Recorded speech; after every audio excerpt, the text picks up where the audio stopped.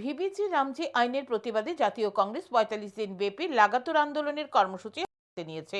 তারই অঙ্গ হিসেবে সমগ্র দেশের পাশাপাশি রাজ্যের প্রতিটি জেলায় কংগ্রেসের পক্ষ থেকে সাংবাদিক সম্মেলন করা হয়েছে। রবিবার রাজ্যের প্রতিটি জেলায় গণ অনশনের মধ্য দিয়ে প্রকাশ্য আন্দোলনে নামবে কংগ্রেসের কর্মী সমর্থকরা। পরবর্তী সময় ধারাবাহিকভাবে শহর ও গ্রামীণ এলাকায় ব্যাপক প্রচার চালানো হবে। একই সাথে সর্বভারতীয় কংগ্রেস সভাপতি ও বিরোধী দলনেতা রাহুল গান্ধীর লেখা দুটি চিঠির প্রতিলিপি গ্রাম ও শহর এলাকায় মানুষের হাতে তুলে দেওয়া হবে।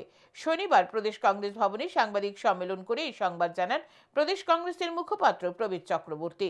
সাংবাদিক সম্মেলনে তিনি আরও জানান, স্বৈরাচারী শাসক গোষ্ঠী পৃথিবীর কোথাও নিজেদের শেষ রক্ষা করতে পারেনি। মোদী শাহের পরিণতিও সেই জায়গায় হবে।